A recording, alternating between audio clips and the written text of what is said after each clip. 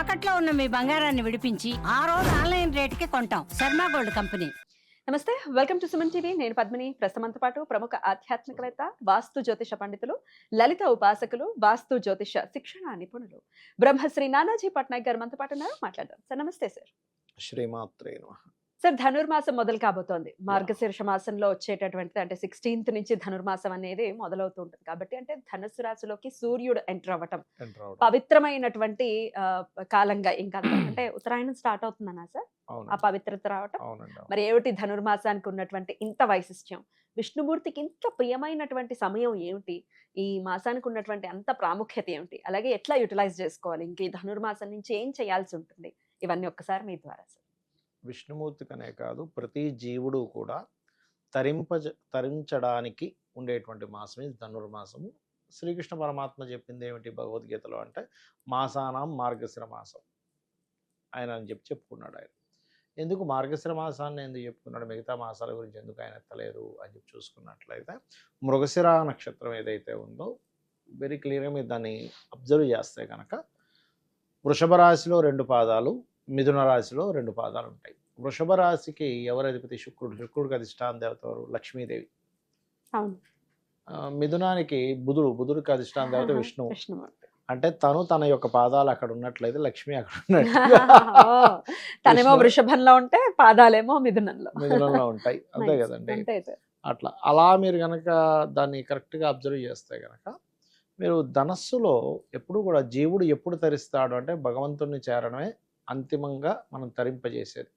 అంతకుమించి మరొకటి ఏం లేదు. మోక్షము అంటూ ఉంటాం. మోక్షము లేదా భగవత్ దాంట్లోనే ఉంటే అలాగా అందులో లీనమైపోవడం అనేది ఎప్పుడు జరుగుతుంది? ఈ ఆత్మకారకుడు అయినటువంటి రవి ఎప్పుడైతే ధనస్సు రాశిలో ఉంటాడో అంటే నీ యొక్క ఆత్మని, నీ యొక్క మనసుని అక్కడ పెట్టడానికి అది. అయితే ఈ ధనస్సు రాశిలో సూర్యభగవానుడు సంచరించేటప్పుడు మనం చేసేటువంటి కార్యక్రమాల్లో మనకి అప్పుడు ఉండేటువంటి గ్రహాలు ఏవేవైతే కనెక్ట్ అయ్యావో తత్సంబంధంగా ఉంటుంది. ఈసారి మనకు ఉన్నటువంటి ధనురాశిలో పర్టికులర్గా ఈ 4 రోజుల పాటు కూడా నెక్స్ట్ మంత్ అంటే జనవరి 17th వరకు ఆల్మోస్ట్ రవి కుజులు అక్కడే కలిసి ఉంటారు. కాబట్టి ఈ ధనుసు రాశిలో ఎవరైతే ఎక్కువగా హోమాలు చేస్తారో, గంధముతో మనకి లం పృథ్వీ తత్వాత్మనే గంధం పరికల్పయామి అని చెప్పి మనం చేస్తుంటాం పంచోపచారాల్లో.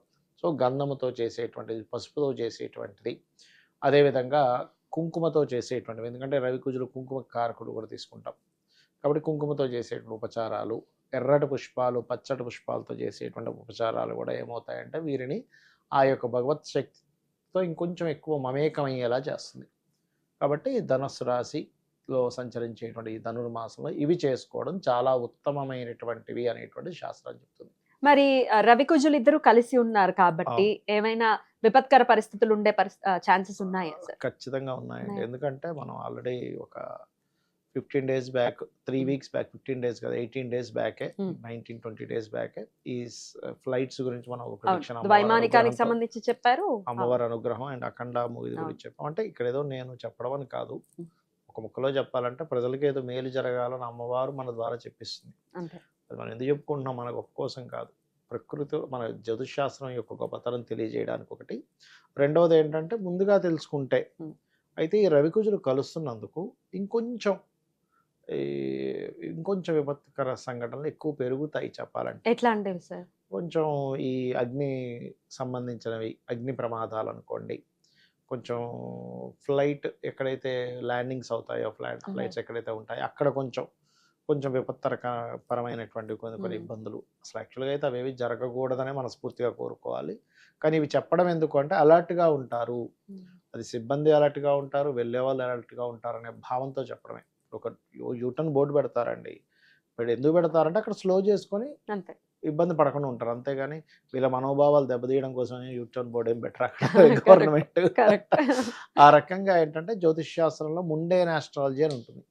ముండేన్ ఆస్ట్రాలజీలో మనకి ఒక విషయం చెప్తాడు ఏంటంటే, గ్రహాలు గనక పాపగ్రహాల యొక్క కలయిక, అందులో ముఖ్యంగా శని కుజుల యొక్క పరస్పర వీక్షణ.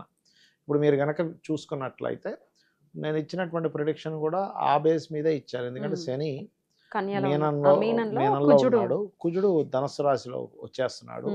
కాబట్టి ఈ రెండు పరస్పర వీక్షణ. అంటే కుజుడికి 4వ దృష్టితోని శనిని చూస్తాడు, శని దశమ దృష్టితోని కుజుడిని చూస్తాడు. అది కాక గురువు యొక్క రాసుల్లో ఇద్దరు కూడా గురువు యొక్క రాసులు అంటే ఒకే రాశి సంబంధంగా ఉండేటువంటి కాంబినేషన్స్ ఎక్కువ రిజల్ట్స్ ఇస్తూ ఉంటాయి.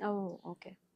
కాబట్టి అక్కడ ఉండేటువంటి కుజుడు ఏం చేస్తాడు, అగైన్ మళ్ళా శని దృష్టి తీసుకొని గురువుని చూస్తున్నాడు, వాయుతత్వ రాశుల్లో ఉండే గురువుని. ఎందుకు వాయువే ఎందుకు ఇచ్చారు టార్గెట్ అంటే వాయుతత్వ రాశుల్లో ఉన్న గురువు, అగ్ని భూ వాయు జల ఉంటాయి కదా, మిథునంలో గురువు. ఇది మనకి హెల్త్ పాయింట్ ఆఫ్ వ్యూలోని ఇదే సిస్టంలో చూస్తాం. అంటే వాళ్ళకి వాయు సంబంధించిన రోగాలు ఉన్నాయా, పిత్త సంబంధించిన ఉన్నాయా, వాత సంబంధించిన ఉన్నాయని చెప్పడానికి కూడా ఇవి ఏ రాసుల్లో ఉన్నాయనే దాన్ని బేస్ చేసుకొని చెప్పడం జరుగుతుంది. కాబట్టి అది అయితే మరి అఖండాది ఎట్లా చెప్పాను నేనంటే నిమిత్తం తీసుకున్నా. ఆ రోజు స్టూడియోకి వెళ్ళినప్పుడు కరెంట్ లేదు 2 hours. 2 hours కరెంట్ లేకపోతే వాళ్ళ తర్వాత షూటింగ్ స్టార్ట్ చేద్దాం అంటే ఏం చేద్దాం అంటే అఖండ గురించి చెప్పండి అన్నారు. ఏంటి అఖండ గురించి చెప్పేది, అంత కరెంట్ పోయింది, అన్ని ఆటంకాలు కలుగుతాయండి అన్న. దాన్ని కూడా మనకు పరాశర మహర్షి వారు చెప్పారు. ఈ విషయం ఎందుకు చెప్తున్నానంటే అక్కడ ఏదో సినిమా ప్రొడిక్షన్ చెప్పిన దాని గురించి కాదు నేను మాట్లాడేది. మనం ఎక్కడికైనా బయలుదేరుతున్నామండి, ఈ సిస్టమ్ని మహర్షి చాలా స్పష్టంగా చెప్పాడు, ఎవరికి వారు చూసుకోవడానికి. నువ్వు బయలుదేరేటప్పుడు కొన్ని ఆటంకాలు జరుగుతున్నాయి, వెనక్కి వస్తున్నావు. అందుకే చూడండి మన వాళ్ళు, అరే నువ్వు వెళ్ళి వాడు వెనక్కి రాకు అనండి. ఎందుకు వెనక్కి వస్తే అది అలాగే ఉంటుంది ఆ పని. సార్ చిన్నది కూడా కన్సిడర్ చేయాలా? ఫోన్ మర్చిపోయాము, మళ్ళీ వెనక్కి వెళ్ళాము, లాక్ తీసాము, ఫోన్ తెచ్చుకున్నాం. అందుకే చిన్నప్పటి నుంచి పిల్లలకి ఏం నేర్పించాలంటే నువ్వు అన్ని సర్దుకొని అలా వెళ్ళు అంటే పని అలాగే అవుతుంది. ఇక్కడ ఏంటంటే మీరు బయలుదేరడం ఎలా బయలుదేరతారో ఇంటి నుంచి ఆ పని అలాగే అవుతుంది. మీరు వెనక్కి వచ్చారు, మీకు విషయం చెప్తా. ఇప్పుడు చిన్న అన్నారు కదా, ఇప్పుడు ఫోన్ అనే అన్నారు కదా, నేను ఇవాళదే చెప్తాను చూడండి. ఎప్పుడు అసలు నాకంటే ముందే మీరు కూర్చుంటారు. టైం అంటే టైం, మీరు పంక్చువాలిటీ మెయింటైన్ చేస్తాను, నేను అలాగే పంక్చువాలిటీ మెయింటైన్ చేస్తాను. మీకు తెలుసు కదా షూటింగ్.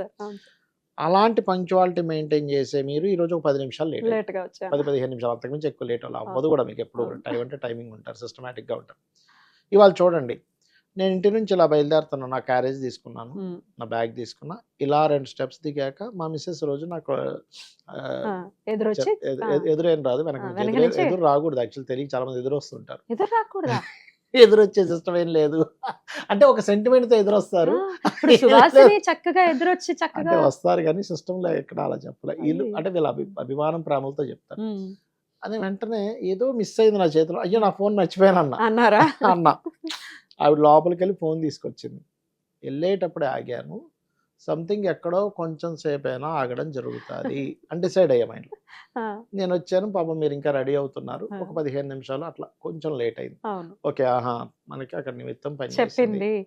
చిన్నగా సూక్ష్మంగా కూడా చెప్తుందండి మనకి. ఎందుకు ఒకసారి నేను ఇలాంటివి చాలా ఒక ఫ్యామిలీ ఒక సంబంధం కోసం బయలుదేరుతున్నారు. సడన్గా కారు ముందు బానెట్లో సడన్గా పొగలు వచ్చేసాయి, మంటల్లాగా వచ్చేసాయి. సడన్గా కారు ఆపేసి చూసి ఏంటి ఇట్లా అయిందా, మళ్ళీ ఇంకో క్యాబ్కి వెళ్ళిపోయారు. అది ఎక్కడికి వెళ్తున్నారు, ఒక పెళ్లి సంబంధం చూడడానికి వెళ్తున్నారు. నాకు ఫోన్ చేశాడు ఆయన, సార్ ఇట్లా అయింది, సో ఏం చేయాలి అంటే, ఏమండి అది మంచి శకునం కాదు, దట్ ఈస్ శకునం ఆర్ నిమిత్తాస్ ఉంటాయి. అది పరాశర మహర్షి ఋషులు చెప్పినటువంటి ఒక సిస్టమ్, అది ప్రకృతి మనకి చెప్తున్నటువంటి విషయం. అమ్మవారే ప్రకృతి మనకు ముందుగా ఒక హింట్ ఇస్తున్న విషయం. సో మీరు చాలా కేర్గా అవతల వాళ్ళ పరిస్థితి ఏమిటి అని తెలుసుకోండి. ఇవాళ మాత్రం మీరు నిశ్చితార్థం చేసుకోకండి, దయచేసి చూసి రండి, కొంచెం క్లీన్గా వాళ్ళ గురించి వెంటనే ఒప్పేసుకోకండి. ఎందుకంటే అలా జరిగిన రోజు ఏమీ చేయకూడదు. మనకు ఒకటే గుర్తుపెట్టుకోండి, కొబ్బరికాయ కుళ్ళింది అనుకోండి, ఒక రోజు మనం కొబ్బరికాయ కొడతాం, ఆ రోజు ఎట్టి పరిస్థితుల్లో ఆ రోజు అగ్రిమెంట్స్ కానీ నిర్ణయాలు తీసుకోవడం కానీ చేయకూడదు, అవాయిడ్ చేసేయాలి. ఆ రోజు ముఖ్యమైన పనులు అవాయిడ్ చేసేసేయండి.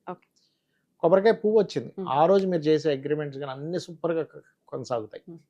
అలాగే మనం బయలుదేరేటప్పుడు చిన్నది, ఇప్పుడు ఫోన్ అనుకోండి చిన్న విషయం, అందుకే దాని రిజల్ట్ కూడా చిన్నగా ఉంటుంది. పెద్ద విషయం పెద్దగా ఉంటుంది రిజల్ట్. హారతి ఇస్తాం, హారతి ఆగిపోయింది ఆ రోజు, సంథింగ్ ఆ రోజు జాగ్రత్తగా ఉండాలి.